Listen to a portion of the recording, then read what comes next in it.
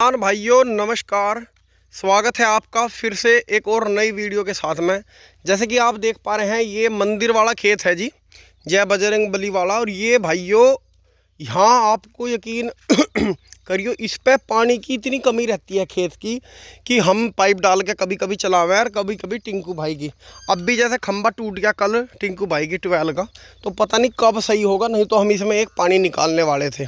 लेकिन दवाई समय से होने पे, स्प्रे होगी समय पे। और देख लो जी, आपके सामने खेत खड़ा हुआ है, कितना शानदार हो रहा। अभी इसमें कहीं कहीं को मिड्डे जो हैं झुकड़ाने भी शुरू होगी। ये देखो, मैं थोड़ा सा इसके बारे में बता दूं। कल कोई आगे वो लेकर गया है, अगली तरफ कल कोई वो लेकर गया है, मतलब जो कबाड़ी वगैरह का ट्रक जाता है। यहाँ देखो थोड़ा सा तेल भी निकल रहा, पता नहीं उससे ही निकला, ये कैसे पड़ा, ये पड़ा है। और उसकी इसमें टक्कर लगी, ये खंबा आधा टूट गया। अब जैसे ये खंबा टूट गया तो इसकी वजह से जो है सारी लाइन बंद पड़ी है, पिछली तरफ सारी लाइन बंद हो रही है जी। अब इनमें पानी आना था, तो दोस्तों इधर चित्ता भी उतर रहा खेतों में। बहुत भाइयों ने जो है देखा भी, वीडियो भी बनाई। और मोटे भाई का जो लड़का है भूरा, उसने अपने कैमरे में भी बनाई थी, मेरे पास भी वीडियो आई। अभी तक तो हमें ऐसा ही लग रहा था कि भाई कभी कुछ और हो, लेकिन तेंदुआ हो सके या चित्तक, वे बता रहे धारीदार है, तो धारीदार तो चित्ता होता है। खैर वो अलग चीज़ है, संभल कर रहें, आप भी रहें, क्योंकि जंगली जानवर है, पता नहीं रहता कब कहाँ से कहाँ जा। थोड़ा सा मैं खेत को एक बार अंदर से भी दिखा दूँ। ये दोस्तों वही 0238 गन्ना है जिसमें पिछली वीडियो में बताया गया था, पिछले साल भी, कि ये ख़त्म होता जा रहा है। लेकिन देखो इस बार सही समय पर दवाई लगाई, सही समय पर डोज लगाते रहे, बिना गोर का खेत जिसे कहता है ना, बिना गोर का। जी ये देख लो, सारे खेत में ऐसे ही है, हटो बच्चों गन्ना हो रहा।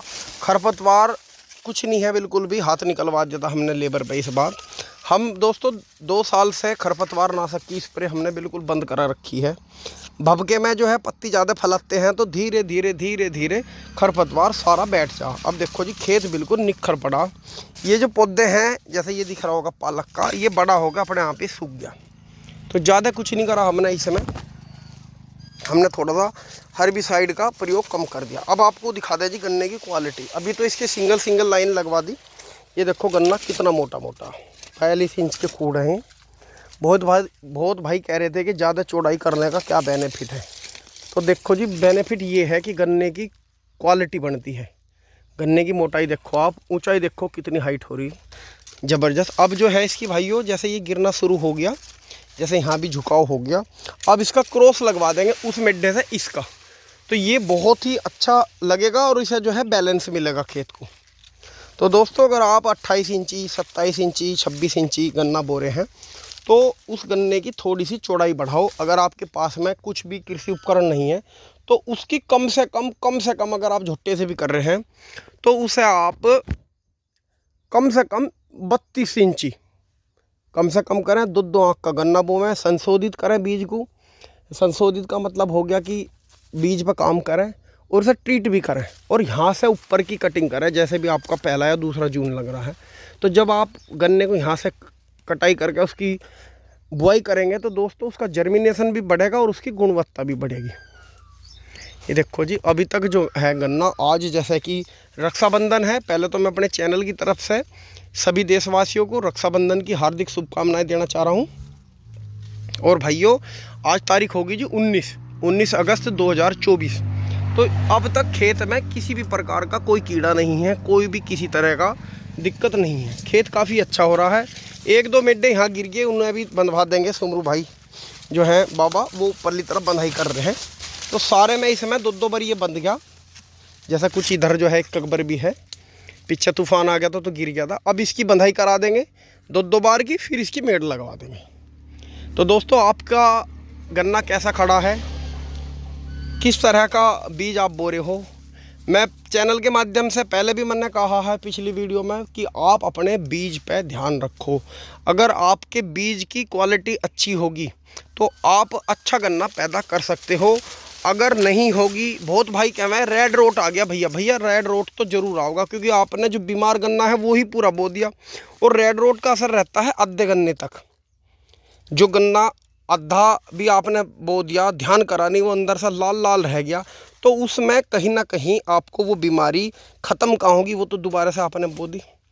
हमारे ज़्यादातर किसान भाई क्या काम कर रहे हैं, फ्री फ्री के चक्कर में अपने ही खेत में से बीज काट के बोते रहे हैं।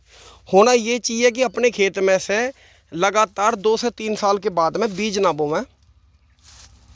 हर साल आप 1 बीघा गन्ना जो है तैयार कर लें। 1 बीघा गन्ना अगर आप तैयार कर लोगे आधा काट के, तो वो अगले साल आपका पूरे चक्का बीज बन जाएगा। अगर बीज पे काम करोगे तो आप अच्छा उत्पादन ले पाओगे।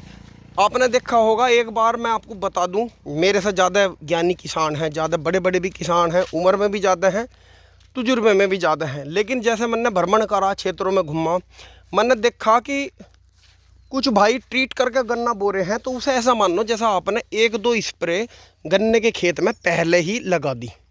मतलब उस खेत में रंगत जो है वो अलग ही है।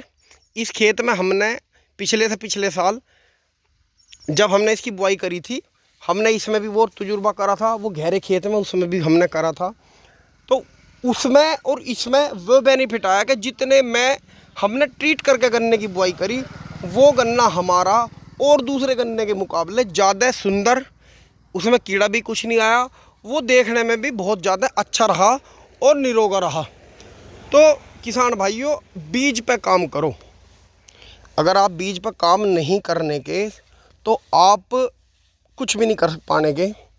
हमारे पास में ये मान के चलो, आलू के किसान हैं, इस चीज़ का पता हम आलू पे कर लेंगे। अगर हमारे पास में आलू हैं और आलू का जो किसान है वो क्या करता है, वो गन्ने को ट्रीट करता है।